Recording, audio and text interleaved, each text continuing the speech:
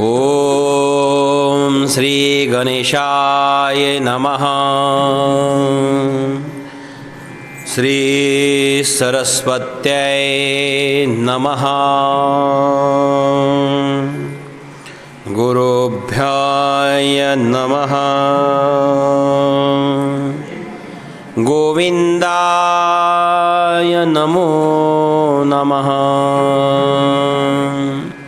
श्रीमद्भागवत महापुराणाय नमः। वक्रतुंड महाकार्य सूर्यकोटि समप्रभ निर्विघ्नं कुरु मे देव सर्वकार्येषु सर्वदा। भगवत महापुराण की जय। राधे गोविंद जय जय राधे गोविंदा। नटवर नागर नंदा जय जय राधे गोविंदा। राधे गोविंदा जय जय। सर्वजन मना ताली वाजवा, एक ताली। राधे गोविंदा जय जय राधे गोविंदा। नटवर नागर नंदा जय जय राधे गोविंदा।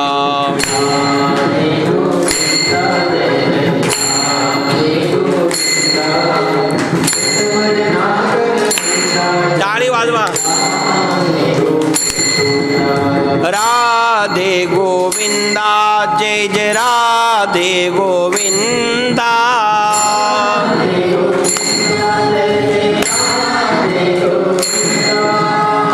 राधे गोविंदा जय जय राधे गोविंदा।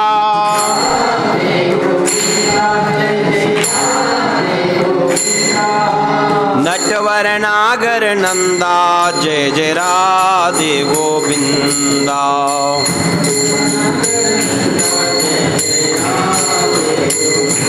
हे नटवर नागर नंदा जय जय राधे गोविंदा।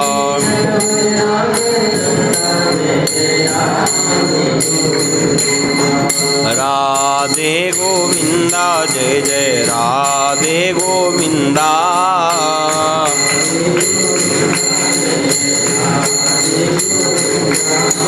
राधे गोविंदा जय जय राधे गोविंदा।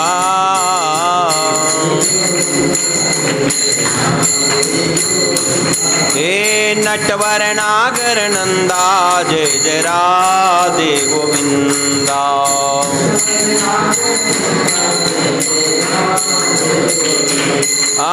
नटवर नागर नंदा जय जय राधे गोविंदा।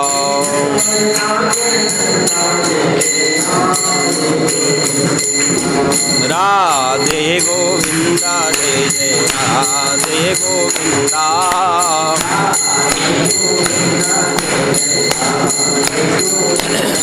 राधे गोविंदा जय जय राधे गोविंदा। ताली बाजवा। नटवर नागर नंदा जय जय राधे गोविंदा।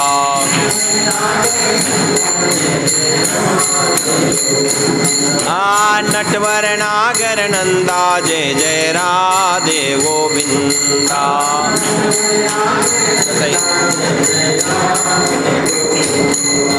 राधे गोविंदा जय जय राधे गोविंदा।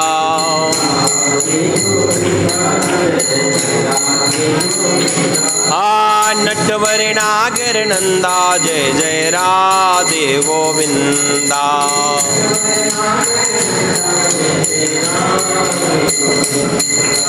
राधे गोविंदा जय जय राधे गोविंदा।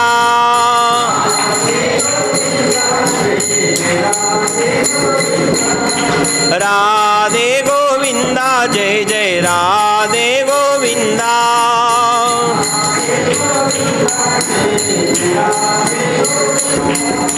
नटवर नागर नंदा जय जय राधे गोविंदा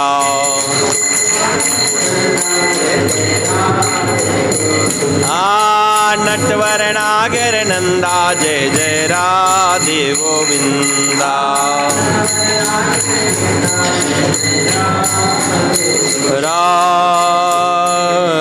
राधे गोविंदा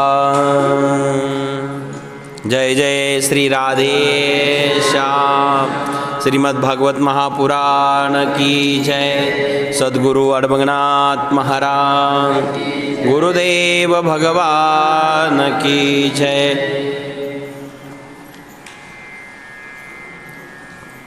कालपर्यंत आपण कथाभाग बघितला होता। भक्ती ज्ञान वैराग्य संतुष्ट झालेले आहेत। नारदांच्या प्रश्नाचं उत्तर सनकादिकांनी दिलं। अत्यंत आनंदामध्ये नाथेती नामानि मुहुर्वदंती। भक्ती ज्ञान वैराग्याचं दुःख दूर झालेलं आहे। आज तिसरा दिवस, ज्यांच्या निमित्ताने ही कथा या ठिकाणी चालू आहे ते कैलासवासी किशोर भाऊसाहेब पाटील मोठे यांना आपल्यातनं जाऊन अनेक वर्ष झालेले आहे। आणि तदनिमित्ताने भागवत कथा या ठिकाणी भाऊसाहेब पाटील मोठे, अशोकराव मोठे पाटील यांनी ही आयोजित केली। उद्धाराकरता समस्त विद्यार्थीगण, कैलास महाराज, दुशिंग गायनाची साथ, आज बाबासाहेब महाराज तात्या पण उपस्थित झालेले आहेत। धन्यवाद। या ठिकाणी ज्यांची महाप्रसादाची पंगत झालेली आहे, आदरणीय तांबे पाटील खानापूर, त्यांनी एकादशी निमित्ताने आज फराळ प्रसाद दिलेला आहे, त्यांना धन्यवाद। पवार साहेब आपल्यालाही धन्यवाद। आलेले सर्व आपण उपस्थित परिचित अपरिचित सर्वांना धन्यवाद। आजचा कथेचा तिसरा दिवस। नैमिष्य अरण्यामध्ये सूतजी सोनकांना मार्गदर्शन करताय। सोनकांनी काही प्रश्न विचारलेले आहेत, सूतजी त्याचं उत्तर देतात।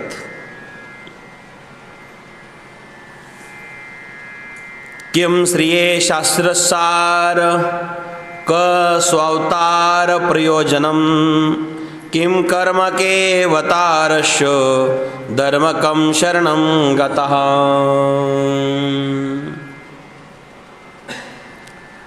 सूतजी आणि सौनकांचा हा संवाद सुरू आहे नैमिषारण्यामध्ये। आणि नैमिषारण्यामध्ये हा संवाद सुरू असताना सौनकांनी सूतजींना प्रश्न विचारला, किम श्रिये शास्त्रसार क अवतार प्रयोजनम किम कर्म प्र अवतारश्च धर्मकम शरणं गतः। भगवान परमात्मा अवतार का घेतो? अवताराचं काय कारण आहे? आणि भगवंताने अवतार घेतल्यानंतर भगवान ज्यावेळेस निज धामाला जातात तेव्हा धर्म कोणाला शरण जातो? धर्मकम शरणं गतः। कोणाला शरण धर्म जातो? असे 6 प्रश्न विचारलेले आहेत।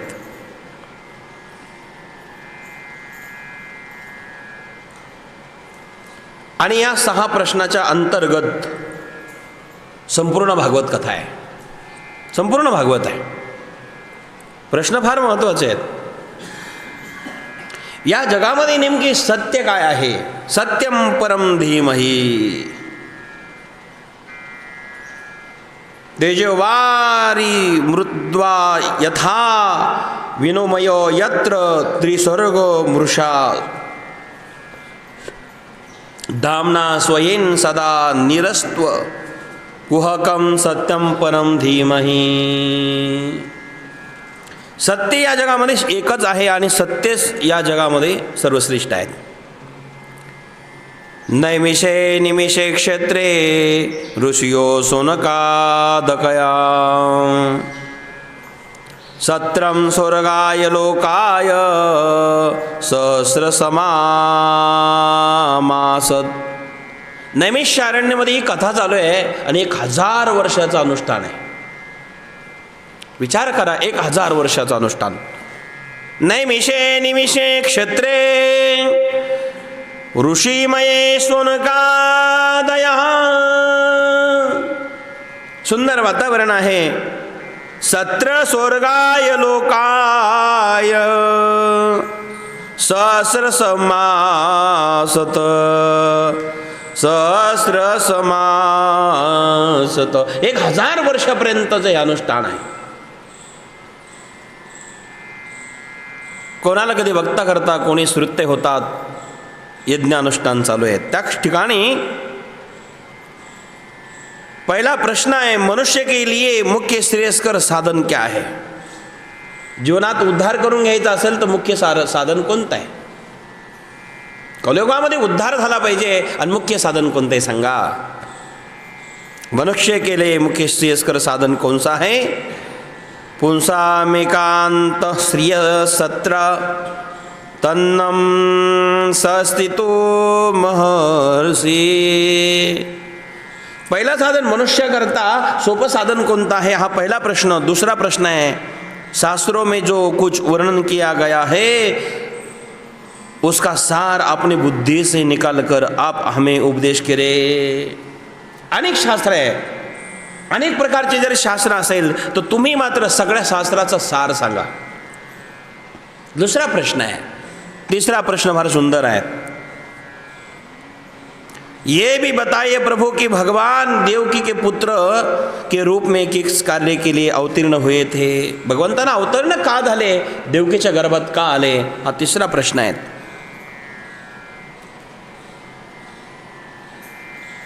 भगवान ये भी भगवान के जो जो अद्भुत चरित्र है जिनका कवियों ने बहुधा वर्णन किया गया है उन्हें भी आप बताइए.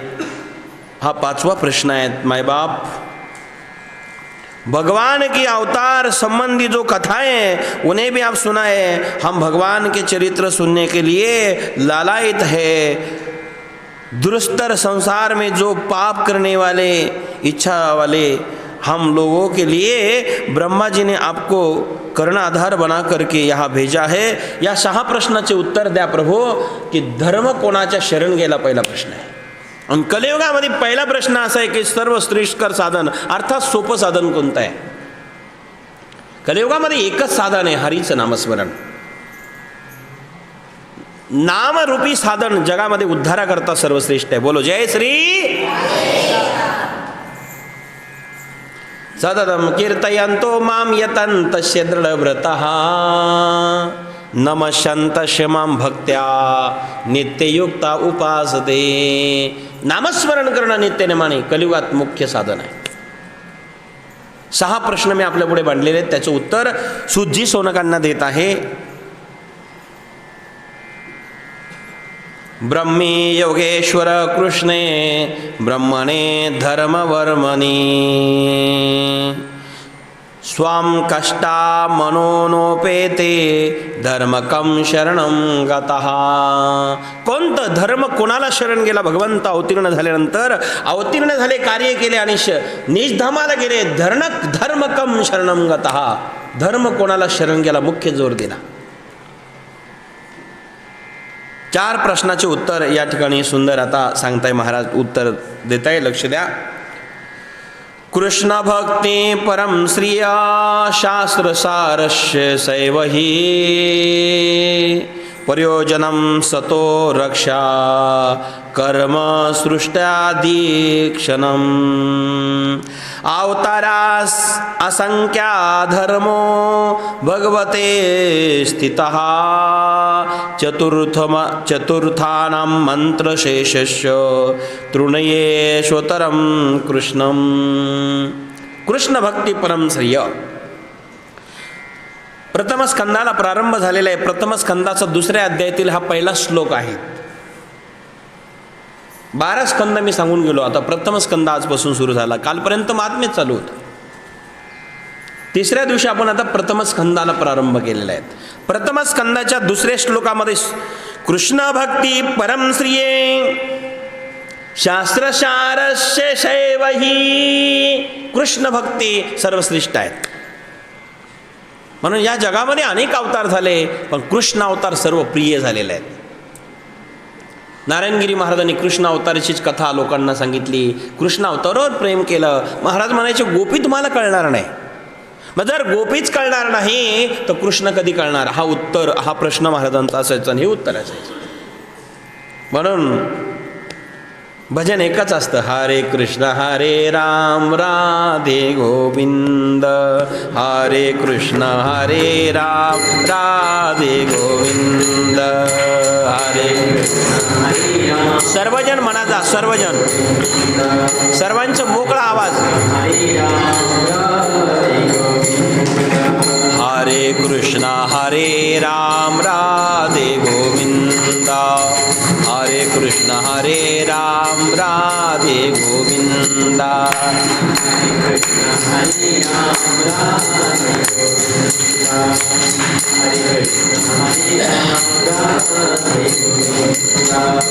हरे कृष्ण हरे राम राधे गोविंद,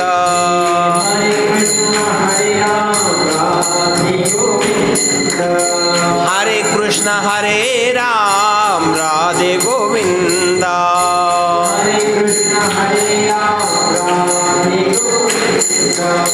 हरे कृष्ण हरे राम राधे गोविंद, हरे कृष्ण हरे राम राधे गोविंद. सगळे म्हणा,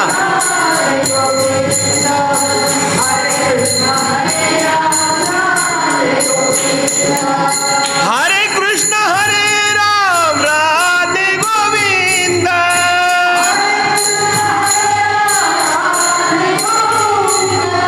हरे कृष्ण हरे राम राधे गोविंद,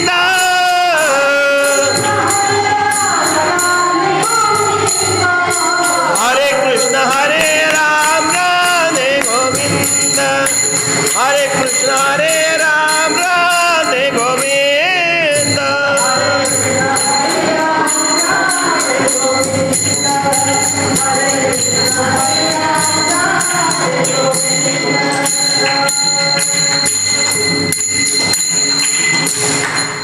हरे कृष्ण हरे राम राधे गोविंद,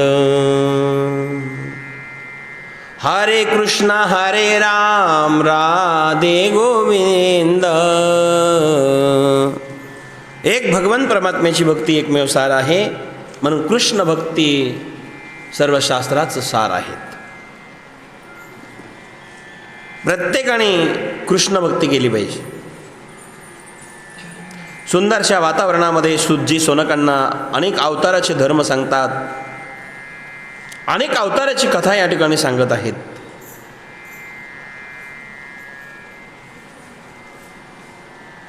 एक दिवस व्यासजी चिंतातूर आहेत आणि चिंतातूर असणारे व्यास अनेक ग्रंथ लिहिले होते, अनेक शास्त्र लिहिले होते. अनेक ग्रंथ लिहून झाल्यानंतरही समाधान नाही आहेत. महर्षी व्यास अनेक शास्त्राचं अध्ययन केलं तरी समाधान नाही. बोलो जय श्री. एक शास्त्र नाही, अनेक ग्रंथ आहे. 4 वेद, 6 शास्त्रे, 17 पुराण लिहून झाले, समाधान नाही. माणूस कितीही मोठा झाला, किती चांगलं काम केलं तरी समाधान लवकर मिळत नाही. समाधान का मिळत नाही हो? व्यासांसारख्याला समाधान नाही. तुमचे आमचे काय कथा. अत्यंत दुःखी झालेले व्यासमुनी ही कथा सुज्जी सांगतात. सोनकाने मध्येच विचारलं, सुज्जी भगवंताचे अवतार किती आहे? अवतारे आहे किती? व्यासांनी तर अवताराचं वर्णन केलेलं आहे. पहिला अवतार कोणता आहे? असे 24 अवतार आहेत. पहिला अवतार आहे सनकादिक महर्षी.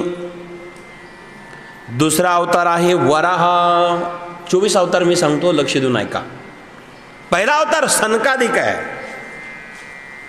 सर्वप्रथम 5 वर्षापासून 5 वर्षाच्या वयापेक्षा 6 वर्षेच ते कधीच झाले नाही. म्हणून आम्ही भजन म्हणत असतो, तुम्ही सनकाधिक संत म्हणविता कृपावंत. एवढा करावं उपकार म्हणतो की नाही आपण, म्हणतो सर्वजण. मी 24 अवतार लक्ष देऊन ऐका, सांगतो नीट ध्यानात ठेवा. पहिला अवतार सनकादिक, दुसरा अवतार वराहा, तिसरा अवतार नारद अवतार, चौथा नर नारायण, 5वा कपिल भगवान आहे. 24 अवतार लक्ष देऊन ऐका आपण.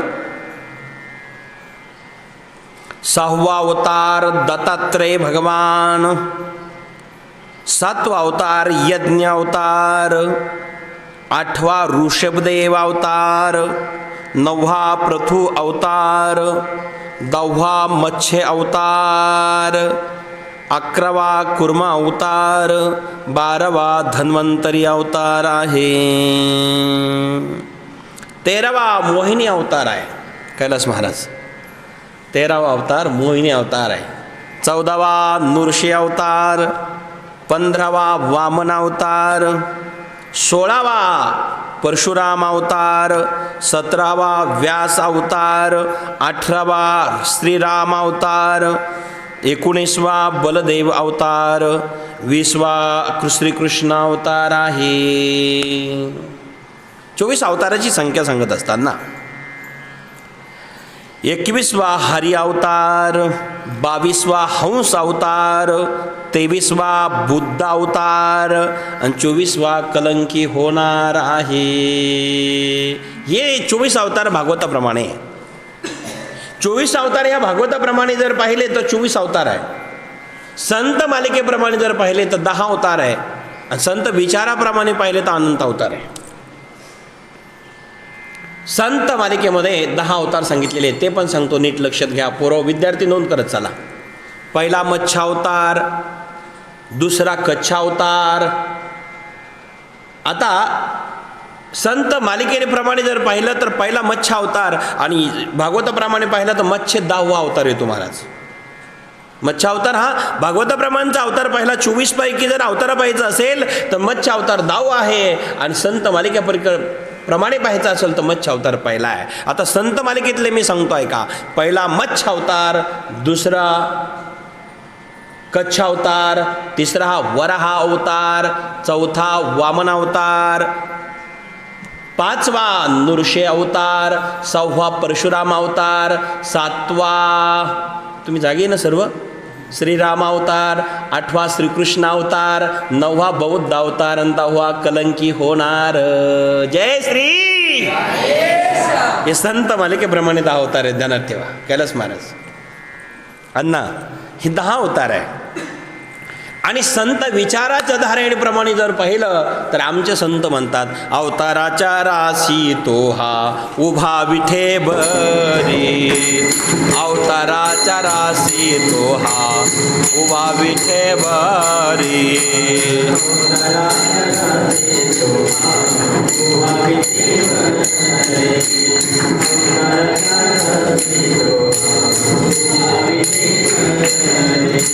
अवताराच्या राशी तो हा उभा विठे बरी, अवताराच्या राशी तो हा उभा विठे बरी.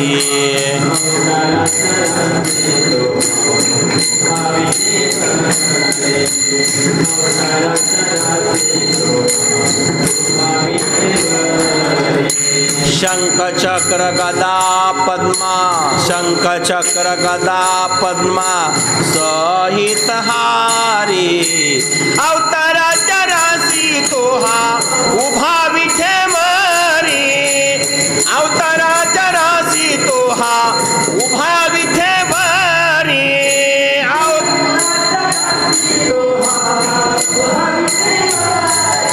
जय हो.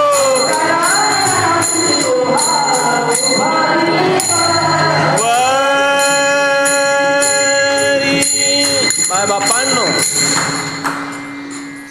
संत विचारधारेप्रमाणे जर पाहिलं तर अनेक अवतार आहे. भागवताप्रमाणे शोधले तर भागवतात सांगतात 24 अवतार, संत मालिकेत 10 अवतार आणि संत विचारधारेमध्ये अनंत अवतार आहे. सुजी सोनकांना अत्यंत सुंदर हे मार्गदर्शन करतात. सोनकाने विचारलं, मग व्यासजींना एवढं लिहिल्यानंतरही समाधान का नाही? छत्रापुराण लिहून झाले. चिंतातुर व्यासजी सरस्वती नदीच्या काठावरती हिमालय क्षेत्रामध्ये गेले. सम्यप्रास त्या आश्रमाचं नाव आहे, सम्यप्रास. तिथे कुटिया बांधली सरस्वती नदीच्या काठावरती आणि विराजमान झाले, पण दुःखी आहे. दुःखाचं कारण काय? आणि काही कार्य केलेलं आहे तरी समाधान नाही. विचार करा, समाधान नाही. आणि त्या ठिकाणी दुःखी अंतःकरणाने असणारे व्यास महर्षी आश्रमात आहे, हिमालय क्षेत्रामध्ये सरस्वती नदीच्या काठावर बसलेले आहेत. अत्यंत दुःखी वातावरणाने, दुःखित अंतःकरणाने. तितक्यामध्ये बाबांचं आगमन तिथे झालं. ते बाबा नारद मुनी आले आणि नारदाला बघितल्या व्यासाने हात जोडले, नमस्कार केला. आपण कितीही मोठे असू द्या, पण संत आपल्यापेक्षा दुसरे भेटले की नमस्कार केला पाहिजे. नमस्कार करू मिती. नारदाला नमस्कार केला व्यासांनी. व्यास काही सामान्य नाहीये, नारदही असामान्य आहेत. व्यास, आता आपण भागवतामध्ये ऐकलं ना, किती अवतार आहे? 17वा अवतार व्यासाचा मी सांगितला. पाठ ठेवायचा पोरव विद्यार्थी, तुम्ही पॉईंट काढायचा. किती अवतार आहे व्यासांचा? हां, लिहिलं ना तुम्ही सर्वांनी? 17वा अवतार व्यासांचा आहे महाराज. मत्स्य अवतार 10वा आहे. 19वा 20वा श्रीकृष्ण आहे. असे अवतार पाहत असताना व्यास अवतार 17वा आहे, कला अवतार येतो. व्यासांचा अवतार कला अवतार. समाधानी का नाही? 17 पुराण लिहिले, मनात समाधान नाही, काहीतरी राहिलं असेल. लेखकाला जोपर्यंत आपलं लिहिलेलं कोणी वर्णन करत नाही, योग्य व्यक्ती, तोपर्यंत लेखकाला समाधान होत नाही. कवी जो असतो ना, कवीचं समाधान कधी होतं? दुसरा जोपर्यंत वर्णन करत नाही, योग्य लिहिलं असं सांगत नाही, तोपर्यंत कवी समाधानी होत नाही. व्यास कवी आहे आणि कवी सामान्य नसतो. जो न देखे रवी तो देखे कवी. रवी म्हणजे सूर्य. सूर्याला जे दिसत नाही ते कवीला दिसत असतं. कैलास महाराज, जो न देखे रवी तो देखे कवी. कवी बसल्या बसल्या इथं असतो, त्याचे विचार तितके उंच जातात. बरं का तांबे साहेब? त्याला इतकं लांबचं दिसतं का? तो बुद्धीने तिथं पोहोचलेला असतो. कवी सामान्य नाही. व्यास महर्षी कवी आहे, जगातले सर्वश्रेष्ठ कवी आहे. पण समाधान नाही. 4 वेद लिहिले, 6 शास्त्र लिहिले, 17 पुराण लिहिले, समाधानच नाही. अनेक उपनिषद लिहिले, समाधान नाही. नारद मुनीचं आगमन झालं. बाबांना नमस्कार केला व्यासांनी. साष्टांग दंडवत केलं. महाराज, माझं भाग्य उदयाला आलं, आपल्यासारखे थोर संत मला आज भेटलेले आहेत. मी भाग्यवान आहे महाराज, तुमच्यासारखे थोर संतांनी दर्शन दिलं. नारद मुनीला अत्यंत आनंद झाला. व्यास महर्षी आहे, पण विनम्र बघा ना किती आहे. एवढा मोठा अधिकारी महात्मा, पण अंतःकरणामध्ये थोडाही अहंकार नाही आहेत. व्यास सामान्य नाही महाराज. महर्षी व्यास एवढे मोठे ज्ञानी, एवढे मोठे ज्ञानी आहे, त्यांच्यासारखा ज्ञानी दुसरा कोणीच नाही आहे, तरी समाधान मात्र नाही आहे. व्यासांचं वर्णन करत असताना शास्त्रकार असं करतात, नमस्तुते व्यास विशाल बुद्धे फुल्लारयंदा यत्पत्र नेत्र येनत्वया प्रज्वलितो. माय बाबा विचार करा, तो महात्मा कसा आहे? नमस्तुते व्यास विशाल बुद्धे फुल्लारविंदा यत्पत्र नेत्र. येन त्वया भारत थैल पूर्ण प्रज्वालितो ज्ञानमये प्रदीपा. हे ज्ञान त्यांच्याकडे आहे. प्रजालितो मये, विचार करा, एवढं मोठं ज्ञान आहे. नमस्तु देव्यास विशाल बुद्धे फुल्लारविंदा यत्पत्र नेत्र येन त्वया भारत थैल पूर्ण प्रज्वालितो ज्ञया तथो. मायबाप विचार करा, एवढं मोठं ज्ञान व्यसंकडे आहे पण समाधान नाही आहे. प्रजालितो ज्ञानमय प्रदीपहा. ते व्यास महर्षी कैलास महाराज अत्यंत दुःखी. नारदाने विचारलं, का दुःखी तुम्ही? महाराज समाधान नाही. ते म्हटले, एक काम राहिलं. सगळे ग्रंथ लिहिले, सगळे पुराण लिहिले, पण माझ्या श्रीकृष्णाचं पाहिजे तसं वर्णनाचा ग्रंथ एकही लिहिलं नाही. जोपर्यंत तुम्ही कृष्णाचं वर्णन करत नाही, कृष्णाविषयी बोलत नाही आणि कृष्णाची चर्चा करत नाही, कृष्ण भक्ती जगाला दाखवत नाही, तोपर्यंत तुम्हाला समाधान होत नाही. त्यावेळेस महर्षी व्यास म्हणाले, अनेक ग्रंथ लिहिले, शास्त्र लिहिले, वेद लिहिले, पुराण लिहिले, आता कृष्ण चरित्र वेगळं काय? नारद मुनी म्हणतात, नाही, कृष्णाचं जीवन चरित्र जोपर्यंत तुम्ही व्यथासांग लिहित नाही तोपर्यंत तुम्हाला समाधान मिळणार नाही. आणि कृष्ण वाङ्मय तुम्हाला लिहायचं असेल तर त्याचं नाव आहे श्रीमद भागवत. एक आणखीन ग्रंथ लिहा, भागवत ग्रंथ लिहा आणि भगवत धर्म टिकवा. भागवत धर्मामुळे, भागवत ग्रंथामुळे भगवत धर्म टिकला पाहिजे, त्याकरता भागवत ग्रंथ लिहा. व्यास महर्षी म्हणले, आता मी थकलो, वय झालो, आयुष्यभर काय तेवढंच काम करायचं का? किती माणसं काम करत असेल तर एक दिवस थकतात की नाही? विचार करा ना, थकतात माणसं. आता आयुष्यभर तेवढंच करायचं का? बस आता इच्छा नाही आहे, भरपूर लिहित बसलो, आता नाही शक्य, आता मला नाही शक्य, आता मला काही कळत नाही, आता इच्छा राहिली नाही ना, आता करण्याची इच्छाच नाही. त्यावेळेस नारद मुनी म्हणाले, इच्छा का नाही? काय इच्छा नाही आहे? थकलो म्हटले आता. त्यावेळेस नारदांनी व्यासांना उपदेश केलेला आहे. स्वोपदेश केला, स्वोपदेश स्वतःच. नारद मुनी म्हणतात, तुम्ही थकले आहे बरोबर आहे, परंतु इच्छाने थकू नका. शरीर थकू द्या. माणसाचं शरीर थकलं तर चालेल, पण मन नाही थकलं पाहिजे. कार्य सतत चालू असतं. जोपर्यंत तुम्ही या गोष्टी मनाने घेत नाही ना, तोपर्यंत, मी परवाच्या पहिल्याच दिवशी बोलून घेतो, सुखदुःख मनाची कल्पना आहे. ऐकलं आपण सर्वांनी. मनाने घेतलं की दुःख आहे, मनाने घेतलं की सुख आहे. नारद मुनी म्हणतात, तुम्ही मनानं थकू नका, शरीर थकू द्या. मी मागच्या जन्मी जर पाहिलं तर एक दासीपुत्र होतो.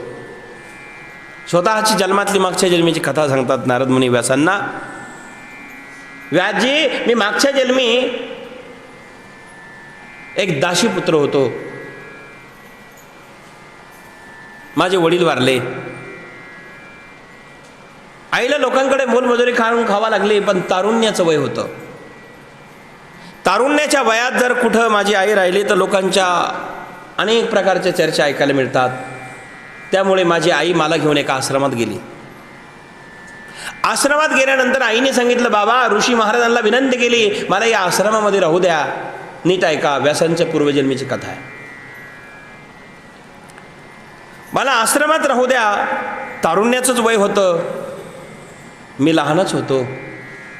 लहान असताना मला आश्रमात आईने नेलं. आश्रमात ठेवल्यानंतर मी एका आश्रमामध्ये सेवा आईला मिळाली. ऋषीने सांगितलं, गुरुमाता जी सेवा देईल ती सेवा करा. तिला गाईच्या सांभाळण्याची सेवा मिळाली. मी लहान होतो. नारद हे कोणाला सांगतात? व्यासांना. मी लहान आहे. लहानपणी वयाच्या 4-5 वर्षाचं वय असेल, आईच्या सानिध्यात राहत होतो. वडील तर वारलेले आहेत. आणि ज्या आश्रमामध्ये आम्ही गेलो तिथं चातुर्मास सुरू झाला. पावसाळ्याचे दिवस. आता योगायोग आहे बघा सगळा. आता हे पावसाळा चालू आहे, आपलाही चातुर्मास चालू आहे अडवंगनाथाच्या मंदिरात. आपणही सत्संग करतो. किती भाग्यवान आहे. पावसाळ्याचे दिवस आहे, चातुर्मास सुरू आहे. आणि त्या चातुर्मासामध्ये सर्व संत एका ठिकाणी थांबतात. कारण वढ्याला पूर आलेला असतो, नाल्यांना पूर आलेला असतो, रस्ते बंद झालेले असतात. म्हणून पूर्वीच्या काळी एकाच ठिकाणी थांबायचे बघा. का? चातुर्मास एका ठिकाणी थांबून भगवंताची भक्ती करायची. पावसाळा संपला की पुन्हा यात्रा सुरू. कारण आताच सारखे पुलं तेव्हा नव्हते, आता सारखे विकास तेव्हा झालेला नव्हता. रोड पुलं असं नसायचे म्हणून पै यात्रा, वडे नाल्याला पाणी असायचं, जाता येत नसायचं म्हणून चातुर्मासामध्ये आश्रममध्ये थांबायचे. आश्रमाची व्याख्या काय? ज्या जगतामध्ये जगातल्या लोकांनी ज्याला नाकारलं आणि ज्याला सगळ्या लोकांनी नाकारलं आणि तुत्कारलं, त्याला जिथे आश्रय मिळतो त्याचं नाव आश्रम आहे. आश्रम म्हणजे काय? दुनिया जिसको ठुकराती है संत उसे अपनाते हैं, उसे आश्रम कहते हैं.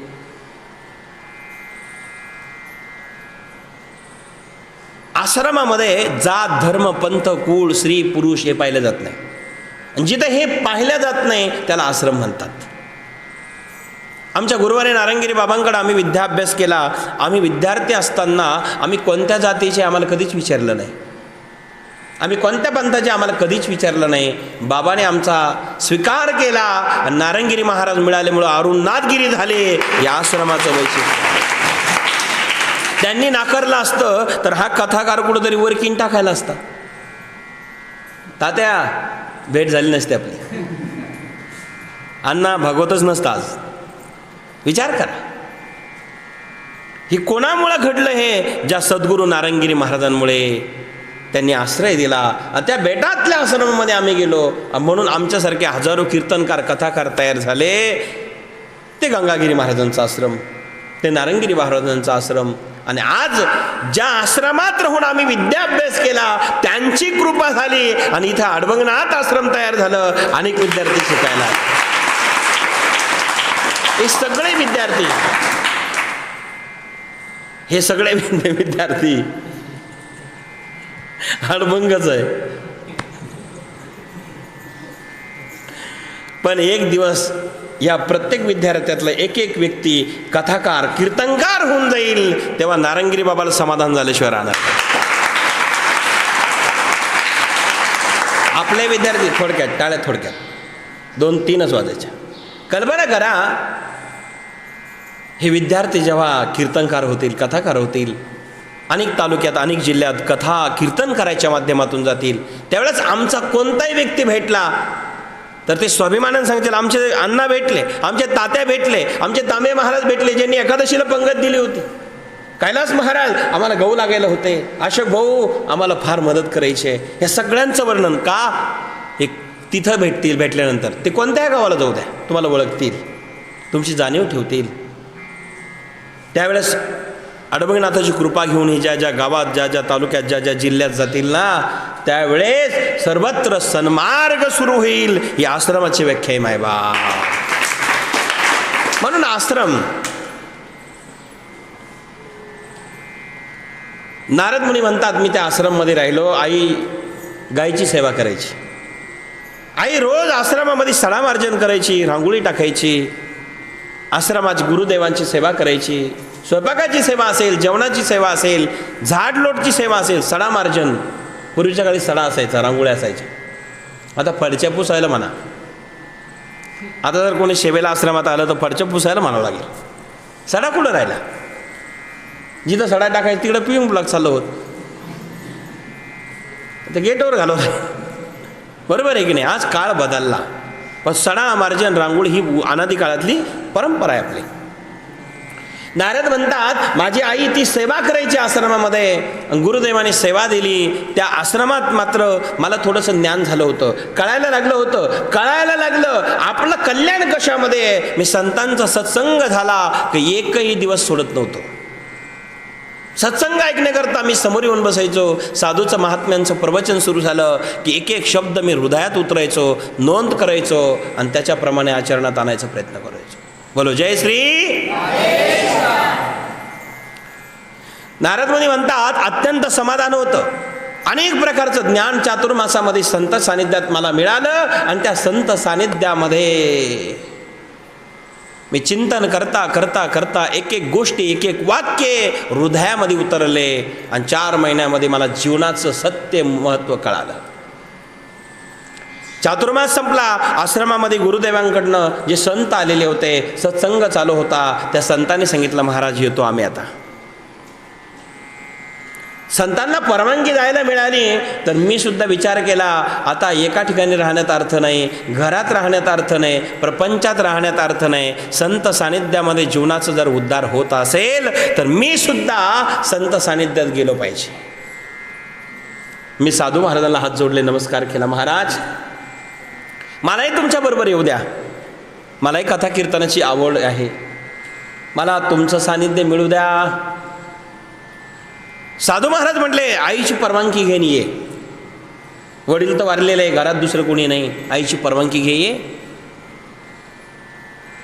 नारद मुनी आईला विचारायला गेले, आई मला साधूच्या सानिध्यात जायचं आहे, परवानगी देते का?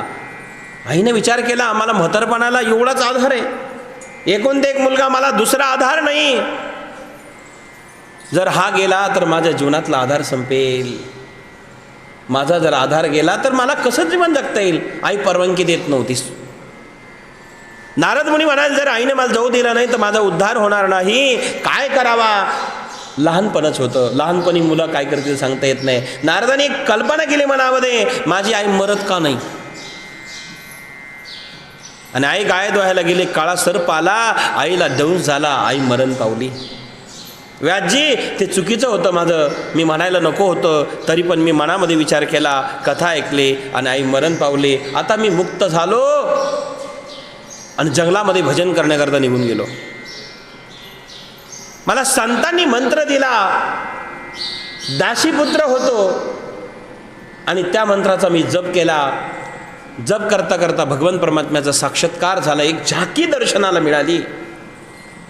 आणि एक झाकी मिळाल्यानंतर मायबाप अत्यंत आनंद आहेत, समाधान मला झालं होतं. स्वप्नात जसं दृष्टांत व्हावा तशी झाकी मला भगवंताची मिळाली. माझं पुण्य नसल्यामुळं मला भगवत प्राप्ती नाही झाली.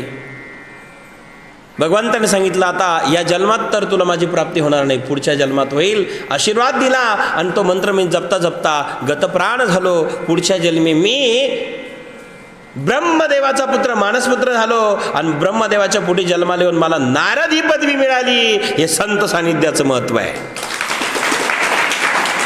मग दासीपुत्राचा मी जर नारद होऊ शकतो तर व्यासजी तुम्ही भागवत ग्रंथ का लिहू शकणार नाही? बोलो जय श्री भागवत लिहा, का लिहू शकणार नाही?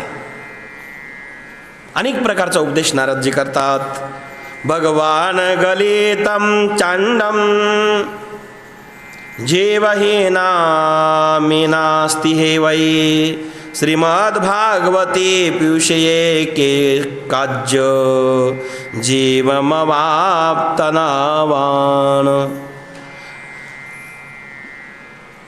अधुना देववेशेष मा क्रुधम कुरु शंकरम.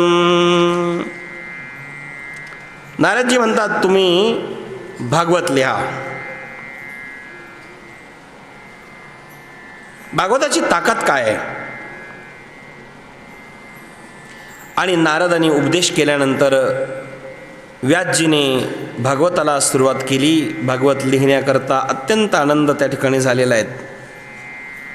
नारदांच्या आशीर्वादाने व्यासजींना ज्ञान मिळालं. तो दिवस होता आषाढ शुद्ध पौर्णिमा.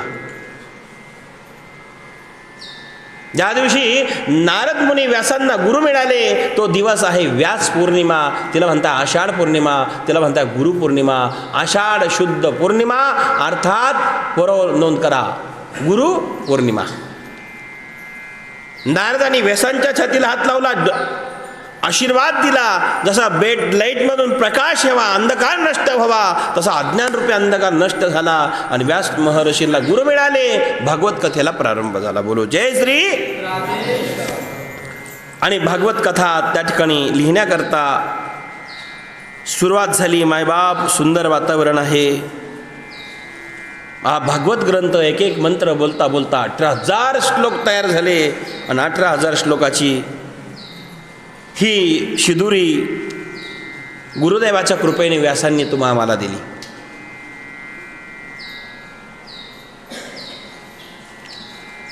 विचार करा मायबापांनो,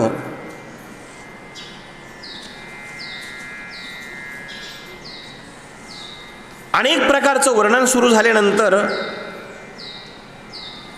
नारदजी त्या ठिकाणून निघून गेले. व्यासांनी ग्रंथ पूर्ण केला.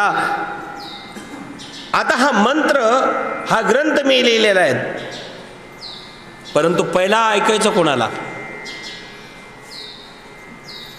कारण व्यासांचे पुत्र सुखदेव स्वामी फार मोठे विद्वान होते, पण जन्मातच ते निघून गेलेले होते. हा मंत्र कोणाला ऐकवायचा? याचा अधिकारी कोण आहे? भागवत ग्रंथ लिहून झाला, पण योग्य अधिकारी कोण आहे ज्याला हा ग्रंथ ऐकवला पाहिजे? व्यासजीने 4-5 शिष्य काढले. 4 शिष्याला सांगितलं, भागवताचे मंत्र घ्या आणि ते तुम्ही जंगलात जाऊन ऐकवा. जिथं काही माझा पुत्र तपश्चर्या करत असेल, भागवताचे मंत्र ऐकले की पळत येईल. ते मंत्र गात होते. अहो बकियम स्तनकालकूटम, अहो बकियम स्तनकालकूटम. कथा गात असताना तौकदामृतम तप्त जीवनम, भागवताचे मंत्र म्हणत चालत असताना भगवान परमात्मा आहे कसा, त्याचं वर्णन कसं आहे, दयाळू कसं आहे. अहो बकियम स्तनकालकूटम जिंगासया पादयप्यो साध्वी लोभे गतिं धातृचित्ता ततुम नुकम वादयालुम शरणम ब्रजम. किती दयाळू भगवान परमात्मा आहे, त्याच्या स्वभावाचं वर्णन सुरू झालं. त्याच्या रूपाचं पहिल्या श्लोकात वर्णन केलं, दुसऱ्या स्वभावाचं केलं. पहिला श्लोक गायला भगवान परमात्मा किती सुंदर आहे. सुंदराचं वर्णन झाल्यानंतर सुखदेव स्वामी विचार करतात, मी एकांतामध्ये बसलेलो आहे. एकांतात असताना तो भगवान परमात्म्याची झाकीचा विचार करतोय, आणि जे मी विचार करत आहे ते माझ्या मनात आहे. त्या श्लोकाचं वर्णन चालू होतं. सुंदरतेचं स्वरूपाचं वर्णन झालं. समाधीतून बाहेर यायला लागले, पण लक्षात आलं सुखदेवांच्या, मी समाधीच्या बाहेर आलो. जो सुंदर व्यक्ती आहे फारच सुंदर आहे, पण सुंदर असून जर आपल्याला जवळ करणार नसेल तर काय फायदा? एखादी व्यक्ती फार सुंदर आहे, फारच सुंदर आहे, त्याचा स्वभाव सुंदर आहे, तोही सुंदर आहे, विचार सुंदर आहे, ज्ञान सुंदर आहे, पण आपल्या कामातच येत नसलं तर काय उपयोगीचं? लक्ष देतो तुमच्या? सुखदेव स्वामी म्हणतात भगवंत सुंदर आहे, करुणाकर आहे, सुंदर आहे, फार छान आहे, पण त्याने जर आपल्याला जवळ नाही घेतलं तर? समाधी सोडून जर आपण त्याच्या नादी लागलो, समाधी सुख सोडलं आणि त्याची भक्ती करायला गेलो, त्यांनी जवळ नाही घेतलं तर? पहिल्या श्लोकामध्ये स्वरूप वर्णन, दुसऱ्या स्वरूपामध्ये त्याची दयाचे वर्णन केलेलं आहे. मग इथं सुखदेव स्वामी ऐकताय, व्यासांना लिहिलेला भागवत ते 4 शिष्य गेले होते. एक श्लोक गाता ऐकता. अहो बकियम स्थलकालकूटम, इथं त्याच्या स्वभावाचं वर्णन सांगितलेलं आहे. अहो बकियम, बकी म्हणजे राक्षसीन. स्तनकालकूटम, बकी नावाची स्तनाला विष लावून गेली होती, तिचं नाव पुतना. संस्कृत भाषा आहे, थोडे समजून घ्या. अहो बकियम स्तन कालकूटम, कालकूट नावाचं विष स्तनाला लावून कृष्णाला पाजायला गेली होती, तिचं नाव पुतना. पण भगवान परमात्मा किती दयाळू आहे, किती दयाळू आहे. येशुदीला जी गती नंतर दिली, तर मरता मरता पुतनेला मरतानी ती गती दिली की जी दूध पाजल्यानंतर समाधान होतं. येशुदीला जी स्वर्गातली गती मिळाली, तीच गती पुतनेला दिली. एवढा दयाळू माझा श्रीकृष्ण आहे. अहो बकियम स्तन कालकूटम. अनेक उदाहरण या ठिकाणी देतात. बकी नावाची राक्षसीन दूध पाजायला विष लावून गेलेले असतानाही, कपटाने गेलेले असूनही तिच्यावरही दया केली, तिचा उद्धार केला. याच्यापेक्षा दयाळू काय पाहिजे? कोणी मारायला येईल त्याला कोणी तारतं का? पण माझा कृष्ण असा आहे, जो मारायलाही आला त्याचंही कल्याण केलं. माझा राम असा आहे, जो मारायला आला त्याचंही कल्याण केलं. रामाने रावणाला मारलं, अमर करून टाकलं. मायबाप विचार करा, एवढा दयाळू जगात कोण आहे? अहो बकियम स्तन कालकूटम. आणि म्हणून कम वा दयालुम शरणम ब्रजेम, त्याच्यासारखा कोण दयालू आहेत? नारंगिरी बाबा म्हणायचे ना, प्रभु तुम कैसे दीन दयाल, प्रभु तुम कैसे दीन दयाल.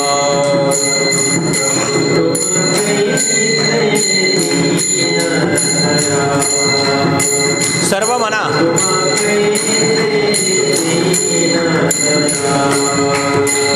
प्रभु तुम कैसे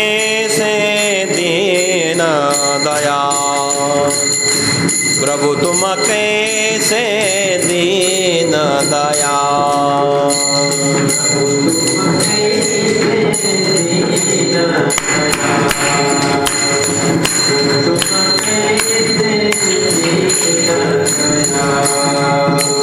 दीन दयाल प्रभु दीन दयाल, दीन दयाल प्रभु दीन दयाल, प्रभु तुम कैसे दीन दयाल, प्रभु तुम कैसे दीन दयाल। दीन दयाल प्रभु दीन दयाल, दीन दयाल जय हो।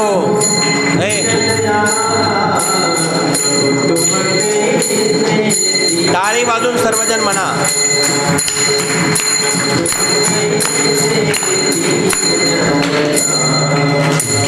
दीन दयाल प्रभु दीन दयाल, दीन दयाल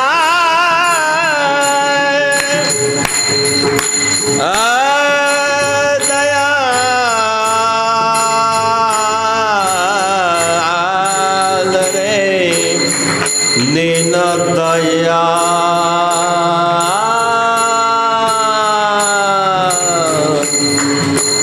दीन दयाल प्रभु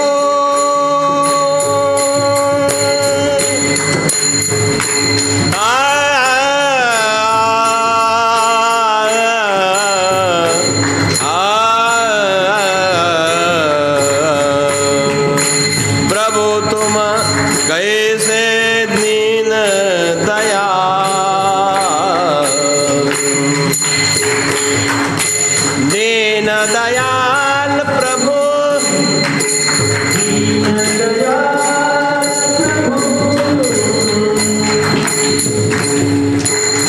दीन दयाल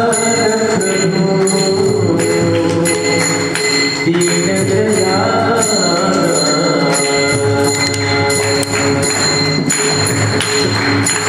दीन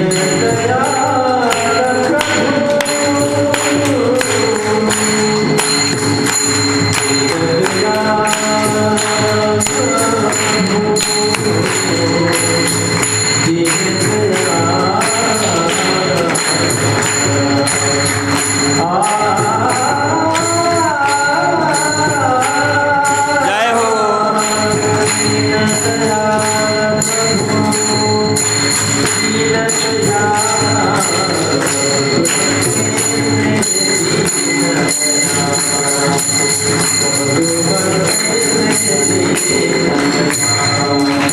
दीन दयाल प्रभु दीन दयाल रे प्रभु, प्रभु रे प्रभु, दीन दयाल प्रभु दीन दयाल रे दीन दयाल, प्रभु तुम कैसे दीन दयाल, प्रभु तुम कैसे दीन दयाल,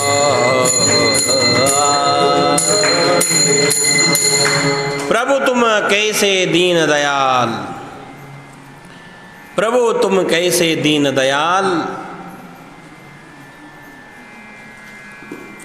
दीन दयाळ प्रभू, किती दीन दयाळू आहेस तू। विचार करा, भगवंतासारखा दयाळू कोण आहे या जगामध्ये।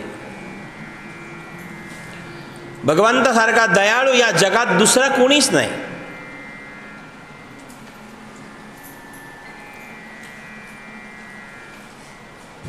जय श्री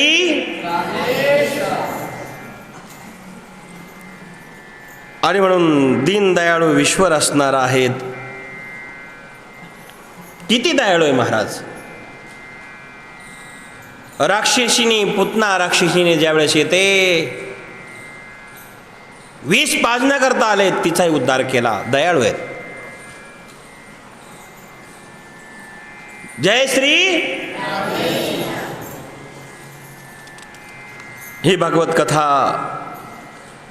सुखदेवांनाही मंत्रमोहित करणारी आहे, मोहिनी घालणारी आहे. सुखदेव स्वामी समाधी सोडून व्यासांकडे आले, व्यास आश्रमामध्ये, आणि आश्रमात येऊन सुखदेव स्वामींनी ही सर्व कथा आपल्या बाबाकडनं अर्थात व्यासजींकडनं ऐकली. आणि ही सुंदर कथा राजा परीक्षितीला सुखदेवांनी सांगितली. परीक्षिती कोण आहे महाराज?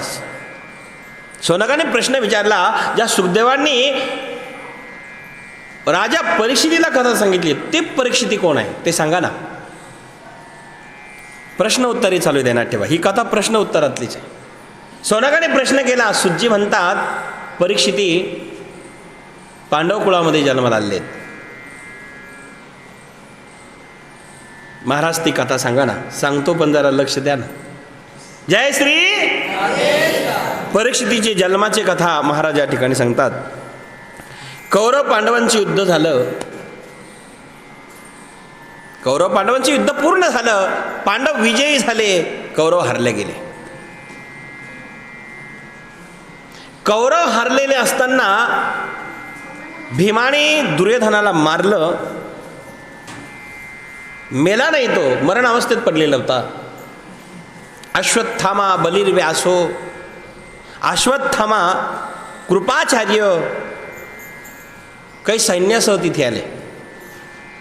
अश्वत्थामाने सांगितलं दुर्योधना तू माझा मित्र आहे. अश्वत्थामा हा गुरु द्रोणाचार्याचा मुलगा, तो पण चिरंजीव आहे.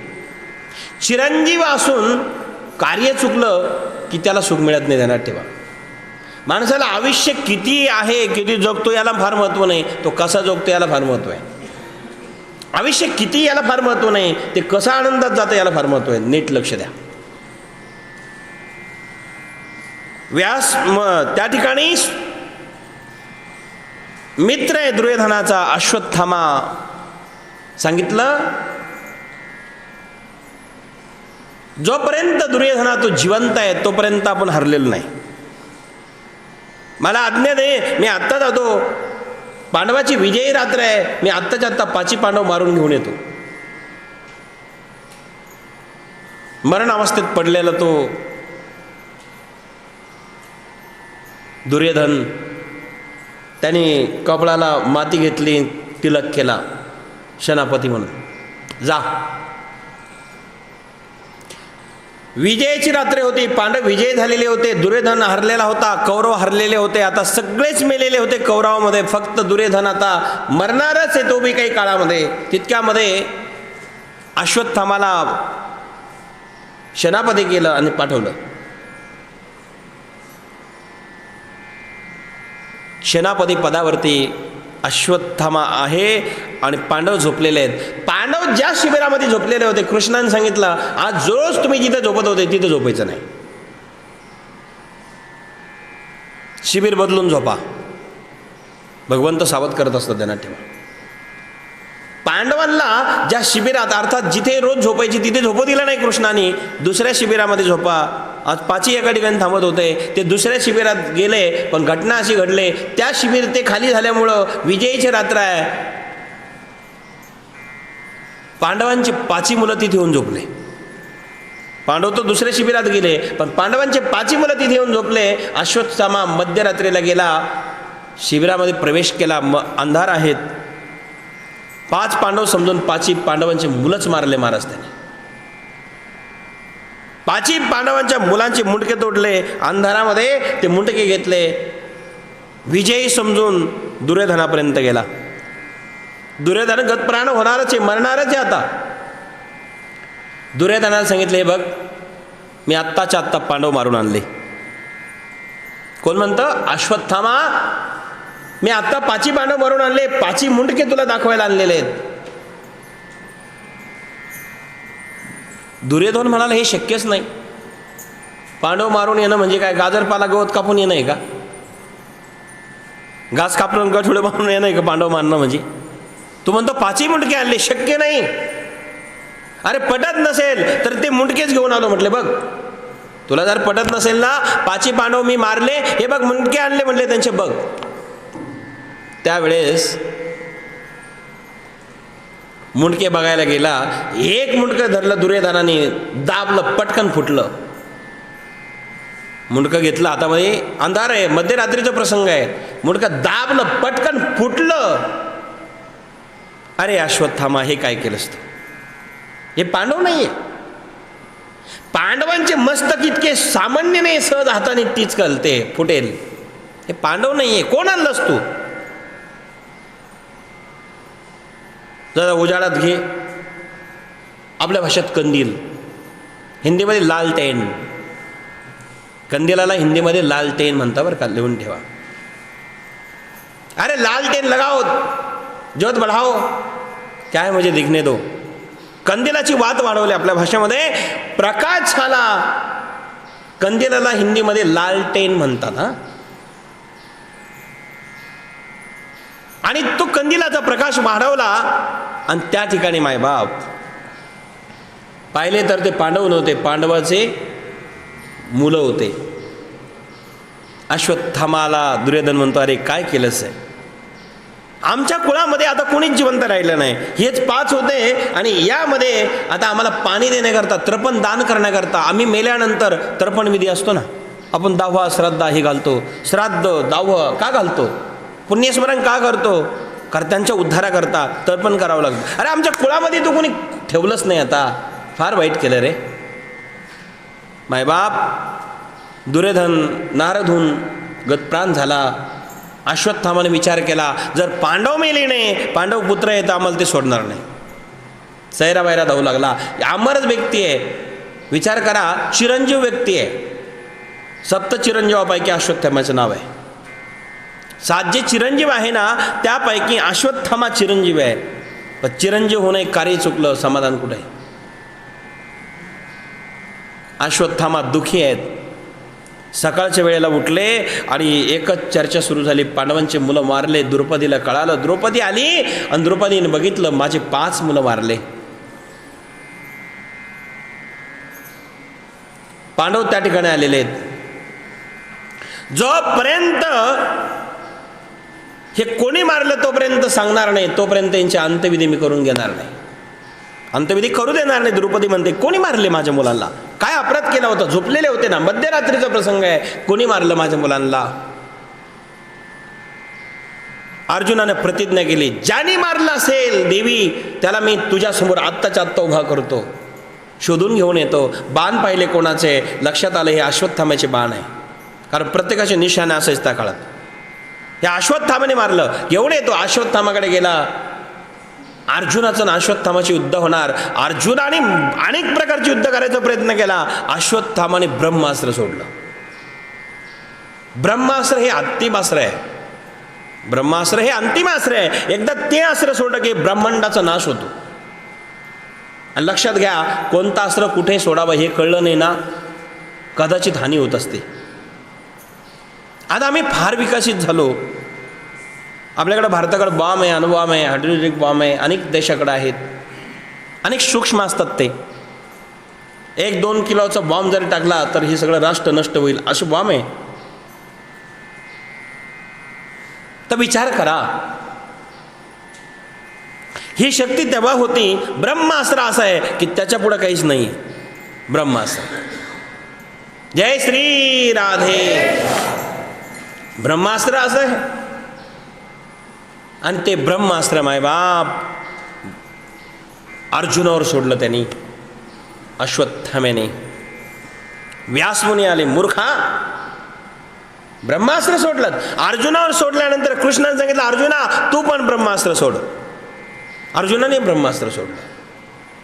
विचार करा, 2 ब्रह्मास्त्र जर टक्कर झाली तर ब्रह्मांड राहील का? सृष्टी राहील का?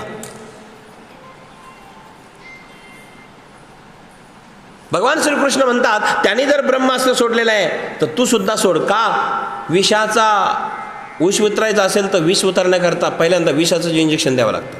तुम्हाला इन्शूट चावला समजा, डॉक्टरकडे आपण जातो. डॉक्टर कोणतं? सर्प चावला, डॉक्टरकडे जातो. सर्पाचं विष उतरण्याकरता डॉक्टर पहिल्यांदा सर्पाचा विषच त्याला पाजतात इंजेक्शनाद्वारे. विषस्य विष औषधम. पायात काटा खुडला, पायात काटा मोडला तर आपण काय करतो, पायातला काटा काढायचा असेल तर बाबळीचा काटा घेतो आणि पायातला काटा काढण्याकरता काटा घेऊन काट्याने काटा काढतो. आता काटा कसा काढावा हे मी काही सांगायला गरज नाही कोणाला कसा काटा काढावा हे सगळ्यांना माहिती बरं का.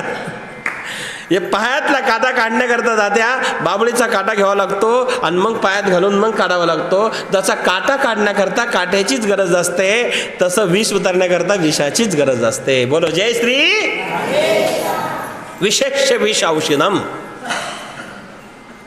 पायातला काटा काढण्याला तसं दुसरा काटा घेऊन एक काढावा लागतो, तसं विष उतरण्याकरता विष पाजूनच त्याला शांत करावं लागतं. तसं ब्रह्मास्त्र सोडलं असेल तर ब्रह्मास्त्राची काट कोणता दुसरा अस्त्र नाही आहे. म्हणून कृष्णाने सांगितलं तू आता एक काम कर, ब्रह्मास्त्र सोड.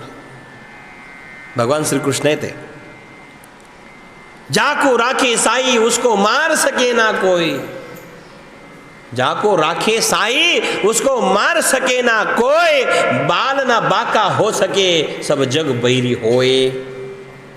मायबा विचार करा, परिणाम असा झाला, दोन्ही अस्त्र आल्यानंतर महर्षी व्यास आले आणि व्यासांनी ते अस्त्र हाताला धरले. हे अश्वत्थामा काय केलंस तू, अर्जुना काय केलं, तुझं अस्त्र मागं घे. अर्जुनाने व्यासांचा आदेश पालन केला, अस्त्र मागं घेतलं. अश्वत्थामाला सांगितलं तुझं अस्त्र तू मागं घे. त्यांनी सांगितलं मला सोडायचं माहिती होतं पण माग घ्यायचं माहितीच नाही. काही अर्धवटण्याने असेच राहतात. अश्वत्थामा म्हटला मला अस्त्र सोडता येतं पण मागं घेता येत नाही. महर्षी व्यास रागवले, मूर्खा, जर तुला ते अस्त्र सोडता येतं पुन्हा बंद करता येत नाही अशी शक्ती प्राप्तच का केली.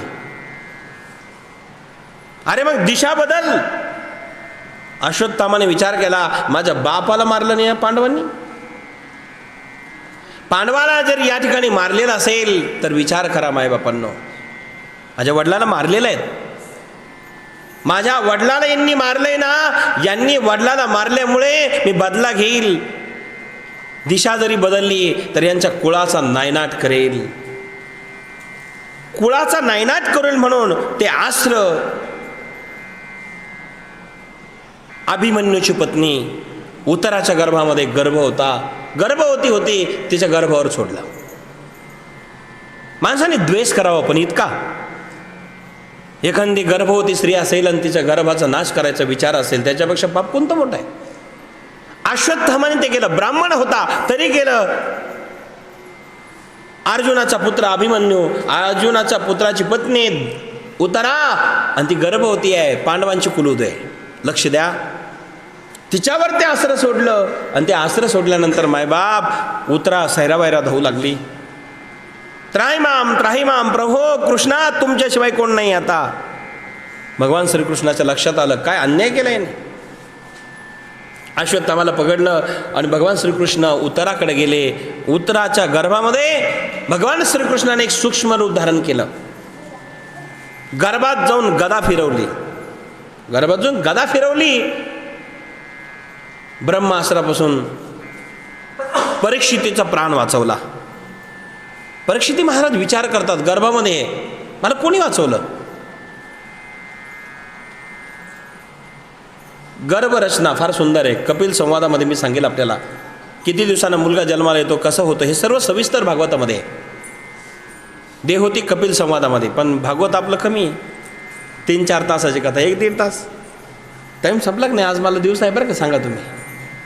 अण्णा दिवसाची कथा असल्यामुळे माझं लक्ष द्यायचं नाही. जय श्री. जरा एक भजन होऊ द्या कैलास महाराज, मग पुढची कथा. राधे राधे गोविंद गोविंद राधे राधे गोविंद गोविंद राधे.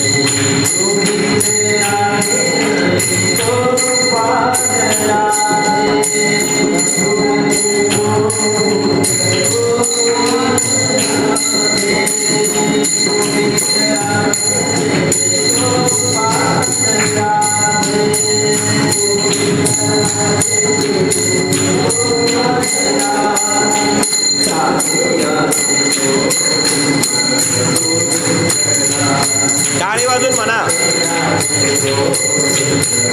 गोविंद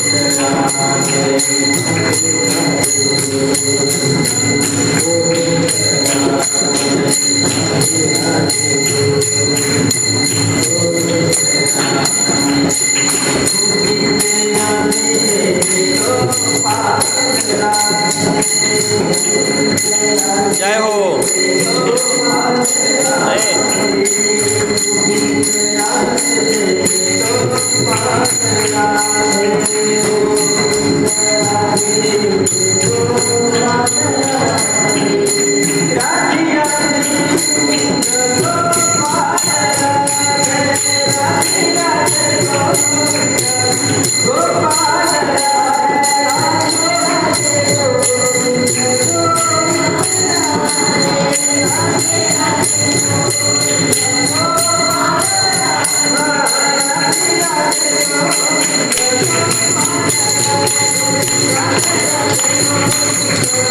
जय राधे राधे गोविंद गोविंद.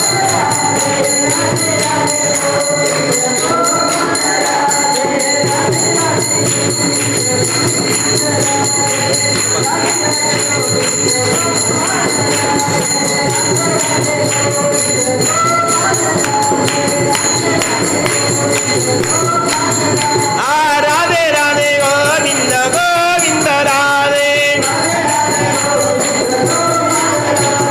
गोविंद राधे जय जय गोपाल राधे.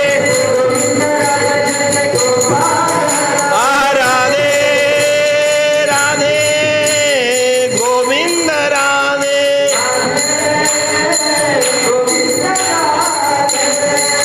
हे राधे राधे गोविंद गोविंद राधे. जय राधे राधे गोविंद गोपाल राधे. गोविंद राधे जय जय गोपाल राधे. गोविंद राधे जय जय गोपाल राधे. जय राधे राधे गोविंद गोविंद राधे. जय श्री.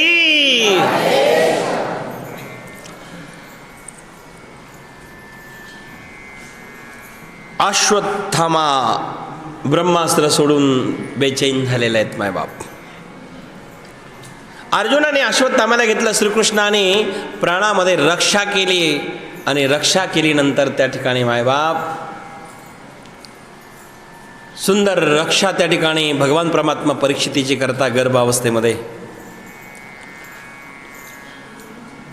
सुंदरचं वातावरण आहे. अश्वत्थाम्याला घेऊन आले. अर्जुनाने सांगितलं की आता देवी द्रौपदी याला प्राण दंड दे, मृत्यूदंड दे. द्रौपदी म्हणते नाही, याने जरी आपली मुलं मारले असेल तरी याला मृत्यूदंड नाही, कारण ब्राह्मण आहे. उवाच सहा हन्तश्च ब्राह्मणं नयनं सती. उवाच चान्य हन्तश्च बंधनान्ययं सती. मुचतां मेषो ब्राह्मणो नितरा गुरुहा. ब्राह्मणो नितरा गुरुहा मुचतां मेषो. ब्राह्मणो नितरा गुरु. काही झालं तरी मुचता मेष, याचा अर्थ दया करा, दया करा, कारण हा गुरुपुत्र आहे. ब्राह्मण गुरुपुत्र आहे, त्याला मारू नये. काही झालं तरी ब्राह्मणाला एक शब्द लागलेला आहे, किती झाला भ्रष्ट तरी तो तिन्ही लोकी श्रेष्ठ. का? ब्राह्मण गुरु आहे. मुचता मेष ब्राह्मणो नितरा गुरु. हा याला मारू नका, मारू नका, दया करा, दया करा.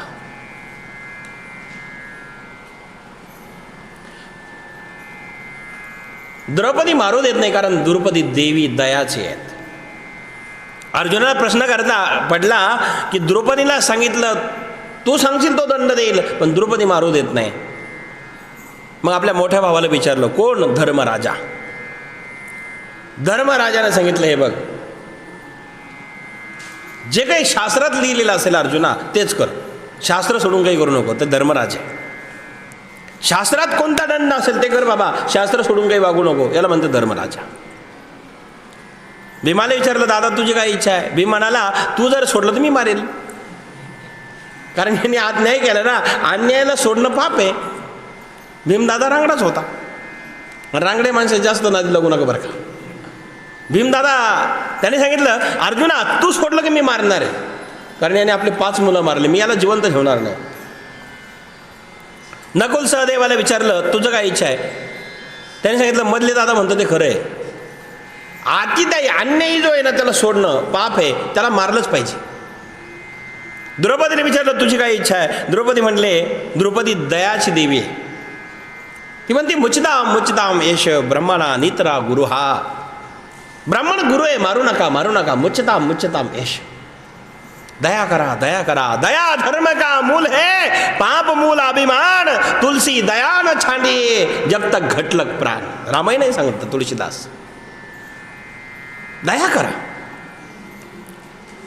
मायबापांना विचार करा.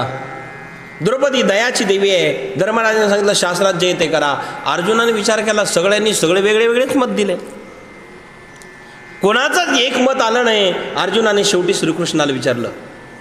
भगवान श्रीकृष्ण म्हटले, जर आपल्याला कोणी विचारलं तर सांगावं. शहाणे माणसं दूर राहतात बरं का.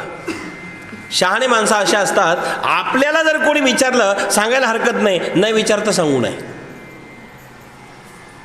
पाहुणे आले तात्या, कोरोनामुळे पाहुणे सुद्धा कळना. जय श्री जय श्री, प्रेमाने बोला ना, जय श्री. असं तुम्ही बोलले की मला करंट भेटतो. करंट म्हणजे हे नाही, परिणाम. मायबाप लक्ष द्या. सुंदर वातावरणामध्ये अर्जुनाने विचार केला, मला कोणी नीट उत्तर देत नाही, कृष्णाला विचारलं पाहिजे. कृष्णाने विचार केला होता, आपल्याला कोणी विचारलं तर सांगावं. शहाणे माणसं कधीही कोणाला केव्हाही मत देत बसत नाही. शहाणे माणसं, ज्याला काही कळत नाही ना ते आपलं ऐका म्हणतात. आपण सांगतो ते खरा, मी सांगतो ते खरं आहे, माझंच ऐका, याला अर्धवट म्हणतात. श्रीकृष्ण जगद्गुरु आहे, पण अर्जुनाला मत देत बसले नाही. ध्यानात ठेवा. सगळ्यांचं घरचं ऐकून घेतल्यानंतर मग कृष्णाला अर्जुनाने विचारलं, प्रभू तुम्ही तरी सांगा ना, मला काही कळे ना, काय दंड देवा? मग कृष्णाने सांगितलं, एक काम करा, मी सांगतो तसं ऐकशील का? म्हटलं हो. मग काय सांगता आता ऐका. जय श्री ब्रह्म बंधुर्न हंतव्या. श्रीकृष्णाने सांगितलं, बंधुर्न ब्राह्मण बंधुर्न हंतव्य. ब्राह्मण जो असेल त्याचं वध करणं हे शास्त्रात कुठंच नाही, मारू नये ब्राह्मणाला. ब्रह्म बंधुर्न हंतव्य. जो कोणी ब्राह्मण आहे तो किती पापी असला, किती दुष्ट असला, त्याला मारणं हे काही योग्य नाही आहे. पुढे काय म्हणतात ऐका. आतताई वधारहण. जो कोणी आतिताई अन्यायी असेल त्याला जिवंत ठेवणं पाप आहे. ब्राह्मणाचं वध करणं हेही पाप आहे. ब्राह्मण किती अन्यायी असला त्याला मारू नये, आणि किती अन्याय किती चांगला असला त्याला जिवंत ठेवू नये. एकाच माणूस असं म्हणायला लागल्यावर तुम्ही काय म्हणशाल? फार फार गोड म्हणतात भगवंत श्रीकृष्ण. काय उत्तर देता ऐका आता. ब्रह्मवधन बंधुर्न हंतव्य आतताये वधार्हण मय्येवोभ्या मान्तान्त परिमाज्ञेषुना नुसारासनम. याचा अर्थ काय? जो कोणी ब्राह्मण आहे त्याला मारणं योग्य नाही, आणि जो कोणी आतिताई अन्यायी आहे त्याला सोडणे योग्य नाही. कोणी काही बोललं नाही, पण भीमाला जमलं नाही. भीम म्हणला, जमलं बरं का, ब्राह्मणाला मारणं अन्यायी आहे आणि आतिताईला जिवंत ठेवणं अन्याय आहे. म्हणजे ब्राह्मण मारला तरी अन्यायच आहे, आणि दुराचारी आहे त्याला मारलं तरी अन्यायच आहे. तुमच्यासारखे 10-20 जज जगात तयार व्हायला पाहिजे, न्यायाधीश. जगाचं कल्याणच आहे म्हटले.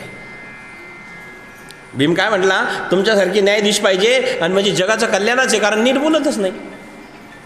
इथं भगवान म्हणतात ब्राह्मण कसंही असू द्या मारू नये, आणि इथं परत म्हणतात अर्ध्या श्लोकामध्ये की आतिताई कोणी असू द्या त्याला जिवंत सोडू नये. मग करायचं काय? भीम म्हटला तुमच्यासारखे असले तर कल्याणच होणार आहे, आज मला काही कळत नाही. भगवंताने सांगितलं भीमा तुला जरी कळलं नसेल, एवढ्यांना जरी कळलं नसेल, पण अर्जुनाला कळलं म्हटले, त्याने गीता ऐकलेली आहे. ज्यांना गीता ऐकलेली आहे ना त्याला कळलं म्हटलंय. कारण ज्याला गीता ऐकली त्याला याच्यापेक्षा जास्त सांगायची गरज नाही. अर्जुनाच्या लक्षात आलं ब्राह्मण काही असलं तरी मारणे योग्य नाही आणि अतिताई अन्यायी कोणी असलं तरी सोडणे योग्य नाही. मग काय करावा? कारण शहाण्या माणसाला मृत्यूदंडापेक्षा अपमानाचा दंड फार मोठा असतो. त्यांना जो प्रतिष्ठित व्यक्ती, मोठा व्यक्ती, शहाणा व्यक्ती आहे बरं का अण्णा, शहाणे व्यक्तीला मृत्यूदंड देण्यापेक्षा भर सभेमध्ये त्याला अपमान करावा. ब्राह्मण हा श्रेष्ठ आहे, अश्वत्थामा सर्वश्रेष्ठ आहे, मग कोणता दंड द्यावा? नीट लक्ष द्या. त्यावेळेस अर्जुनाला कळालं. अर्जुनाने त्याला भरसभेमध्ये आणलं, द्रौपदी समोर उभा केलं, सर्व सैन्याच्या मध्ये आणलं आणि त्याच्या कपाळावर एक मणी होता. नीट लक्ष द्या, मणी. अश्वत्थामा चिरंजीव आहे, मणी होता. तो मणी काढला, अपमानित केलं, धक्के मारून काढून दिलं. धक्के मारून काढून दिला, अपमान केला, म्हणजे अन्यायाला अपमानित केलं, अर्थात दंडही दिला. आणि ब्राह्मण होता, जिवंतही सोडलं. गीता ऐकल्याचं फळ आहे. अश्वत्थामा निघून गेला. इकडे परीक्षिती महाराजांचा जन्म झाला.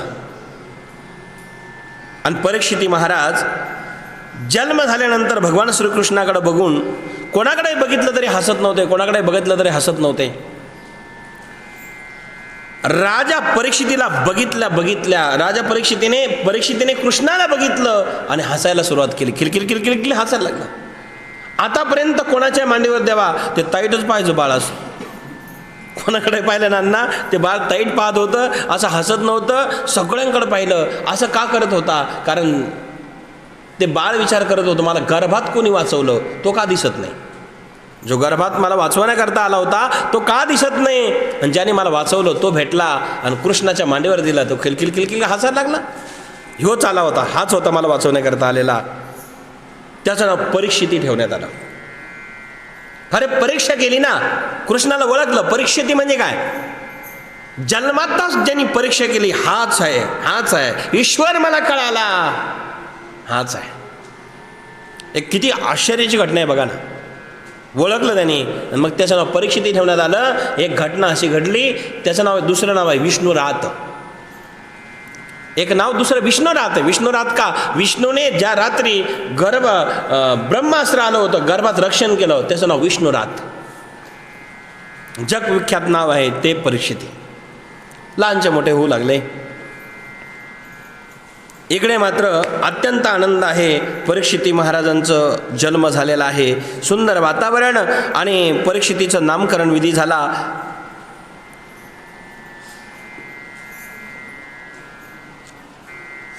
भगवान श्रीकृष्णाची भक्त असणारी एक आहे, तिचं नाव कुंती.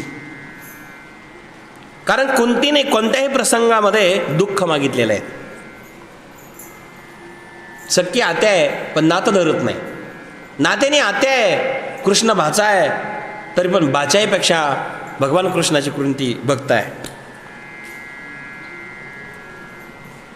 कारण तिने कृष्णाला एकच मागितलं की देवा आम्हाला संकटावर संकट येऊ दे. संकटामध्ये माणसाला, दुःखामध्ये भगवंताची भक्ती होत असते, सुखात नाही. विपद शंतो न शश्वत तत्र तत्र जगद्गुरु भवतो दर्शनम यश यात पुनर्भव दर्शनम. विपद शंतो न शश्वत, विपत्तीशिवाय भगवंताची प्राप्ती होत नाही.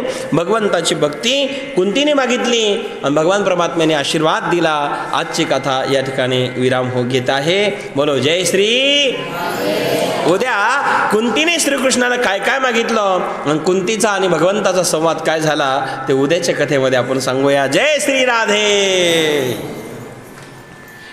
सर्वांनी प्रेमाने आता एक भजन करूया. मतवारिया के चाल जाके घुंगर वाले बाल रे, मतवारिया के चाल जाके घुंगर वाले बाल रे.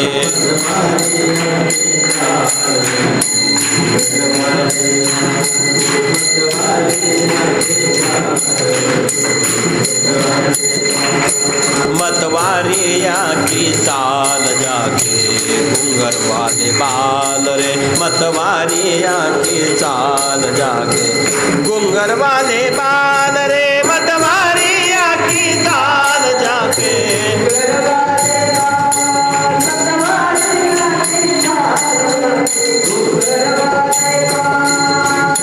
घुंगर वाले बाल जाके घुंगर वाले बाल रे घुंगर वाले बाल जाके घुंगर वाले बाल रे मतवारिया की चाल जाके घुंगर वाले बाल मतवारिया की चाल जाके घुंगर वाले बाल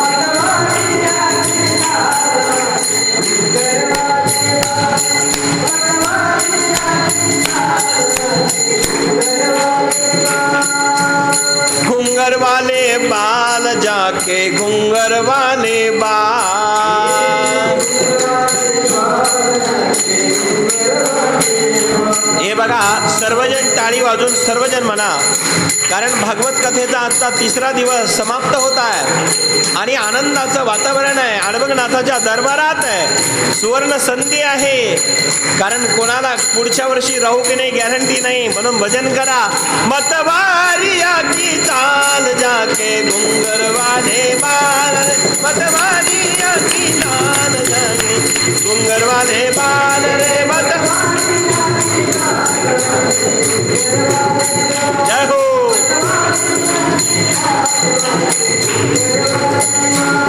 मतवारिया की चाल जाके घुंगर वाले बाल मतवारिया की मतवारिया की चाल जाके घुंगर वाले बाल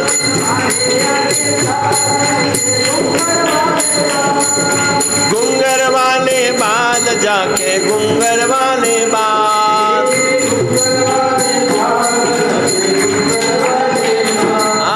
घुंगर वाले बाल जाके घुंगर वाले बाल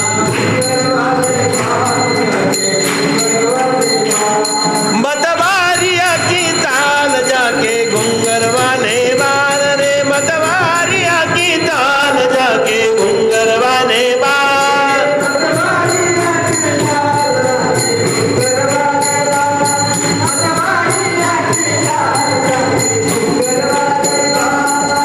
घुंगर वाले बाल जाके घुंगर वाले बाल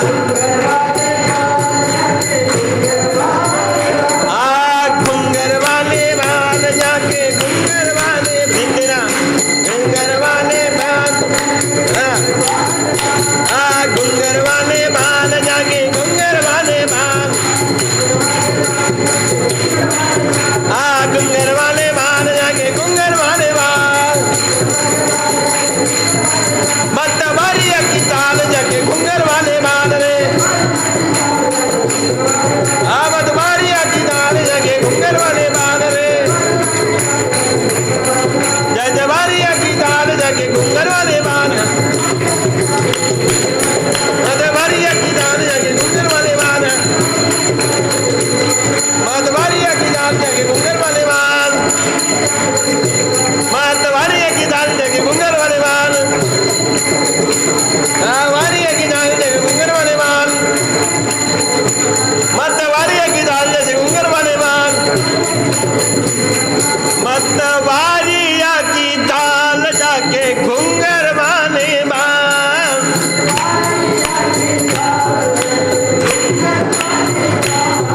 मतवारिया की ताल जाके घुंगर वाले बाल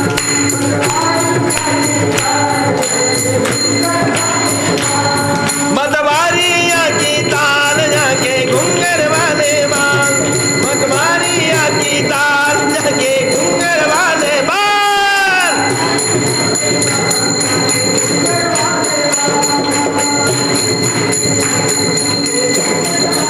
जय जय श्री राधे श्याम भागवत महापुराण की आजची कथा या ठिकाणी पूर्ण विराम घेत आहे धन्यवाद.